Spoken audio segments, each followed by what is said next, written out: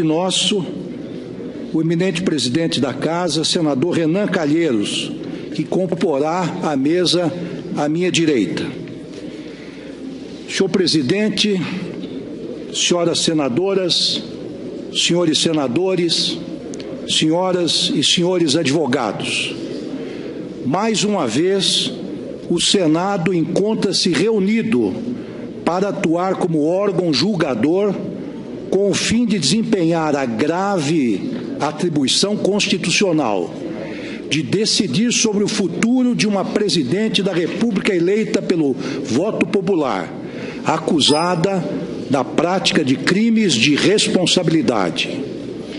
Para condená-la ou absolvê-la das imputações que lhe foram irrogadas, os parlamentares congregados nesta Casa de Leis transmudam-se, a partir de agora, em verdadeiros juízes, devendo, em consequência, deixar de lado o tanto quanto possível, pois, afinal, são seres humanos, suas opções ideológicas, preferências políticas e inclinações pessoais.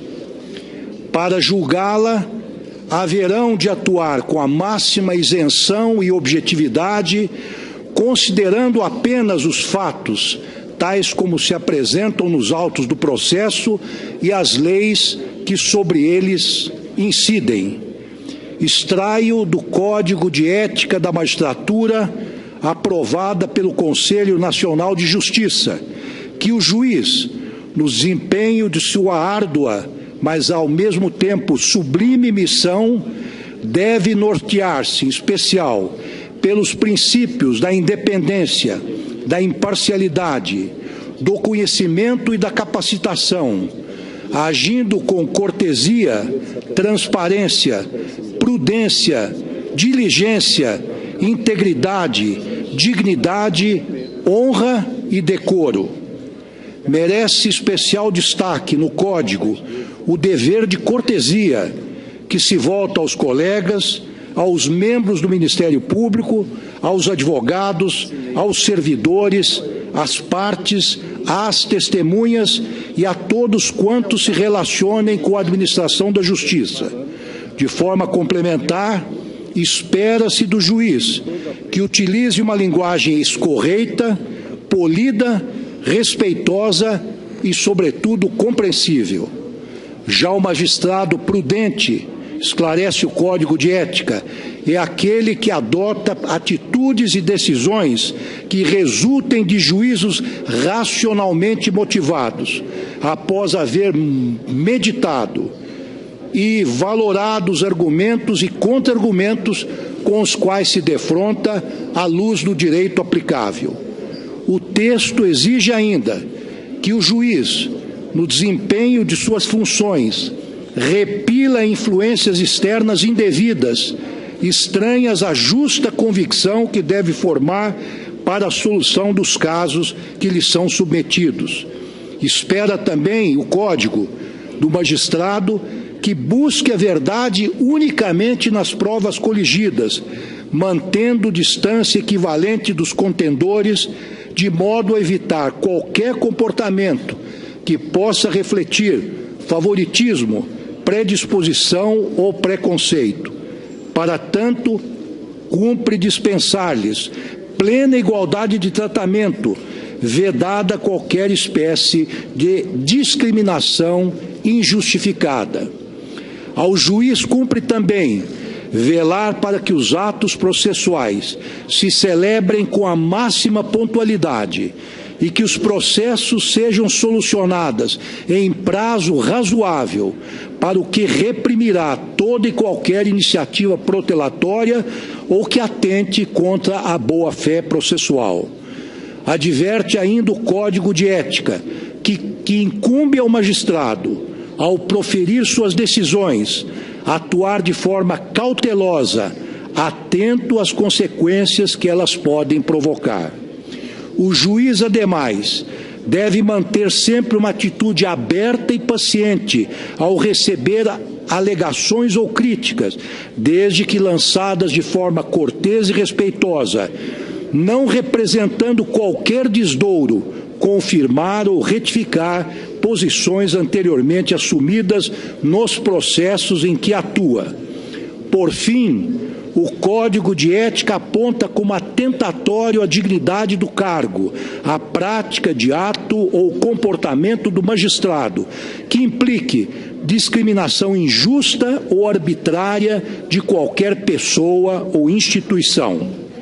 Com estas reflexões e ressaltando mais uma vez que o presidente do Supremo Tribunal Federal, neste processo de impeachment, não tem qualquer função judicante, limitando-se apenas a zelar para que as regras procedimentais e regimentais sejam observadas, de modo a preservar a isonomia entre as partes e o direito de defesa da acusada, declaro abertos os trabalhos. Me esclarecer ao douto plenário que a presidência adotará o seguinte procedimento na condução dos trabalhos da presente sessão, conforme acordado com as lideranças partidárias na reunião havida no Salão Nobre do Senado no dia 17 de agosto e que foi amplamente divulgado nos autos eletrônicos do processo e nos veículos de comunicação oficial do Senado Federal e do Supremo Tribunal Federal. No que é relevante para esta sessão, destaco do roteiro acordado o seguinte. Em primeiro lugar, a sessão será suspensa às 13 horas e retomada às 14 horas, realizando-se em seguida nova pausa das 18 às 19 horas. Retomada a sessão, passadas 4 horas, os trabalhos poderão ser interrompidos por 30 minutos, conforme a necessidade ou a qualquer tempo, por prazo razoável, a juízo desta presidência.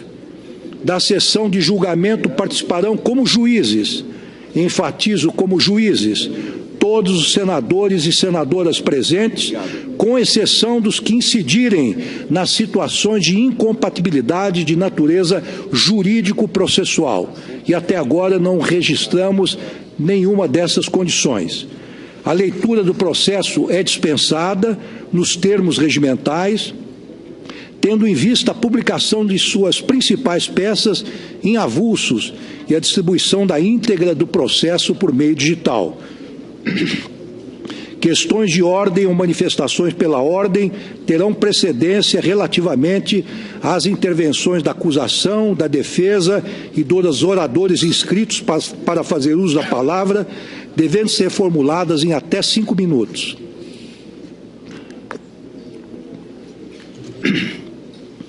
A solução das questões de ordem será precedida de uma contradita pelo prazo de até 5 minutos. Quando a palavra for concedida pela ordem ou para formular questão de ordem, não serão admitidos pronunciamentos destinados a discutir o mérito das acusações ou de qualquer de seus aspectos. Não caberá recurso ao plenário do Senado das decisões do presidente do STF que resolvam questões de ordem ou outras que digam respeito ao regular andamento dos trabalhos. Na sequência, haverá inquirição das testemunhas da acusação e da defesa fora da presença uma das outras, por meio do seguinte procedimento. Primeiro, a testemunha será chamada na ordem constante do rol apresentado pela acusação e pela defesa, acomodando-se à esquerda desta presidência na mesa. A testemunha será qualificada e prestará o compromisso legal. A rigor, o senhor escrivão já as qualificou e já tomou delas o compromisso legal. O presidente, se desejar, inquirirá as testemunhas, podendo complementar as arguições dos demais arguentes sobre pontos não esclarecidos a qualquer tempo. 4. Os senadores terão tempo de 6 minutos para formular suas questões, seguidas de 6 minutos para que a testemunha responda, divididos da seguinte forma: 3 minutos iniciais para o arguente e 3 para a testemunha. Em seguida, 3 minutos para esclarecimentos complementares para o arguente e 3 para a testemunha, não sendo admitida a aglutinação desses 12 minutos para inquirições no formato pergunta e resposta. 5. A acusação e a defesa, ou seus procuradores, nesta sequência, formularão perguntas diretamente às testemunhas arroladas pela acusação, invertendo-se a ordem quando se tratar das testemunhas indicadas pela defesa, sendo-lhes deferidos 10 minutos para cada, divididos em 6 minutos iniciais e 4 para esclarecimentos complementares, assegurando-se idêntico prazo e sistemática para as respostas. Esclareço que no precedente de 1992, as perguntas eram formuladas diretamente ao presidente e este fazia as reperguntas. Mas, diante da mudança do Código de Processo Penal e tendo em vista o avanço das comunicações em nosso país, as perguntas serão feitas agora diretamente conforme indicado.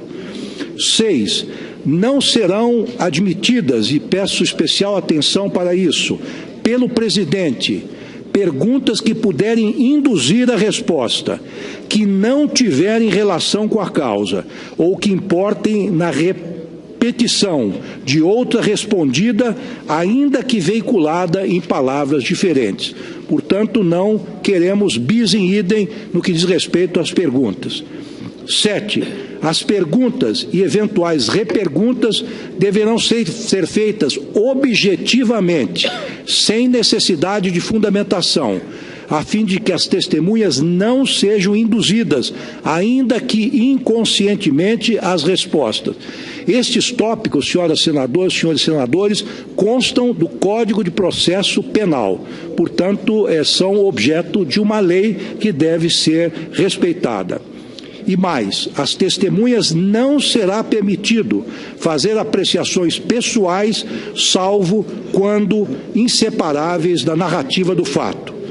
Prestados estes esclarecimentos, passa-se ao objeto da sessão propriamente dita. Peço ao senhor escrivão que apregoe as partes do processo.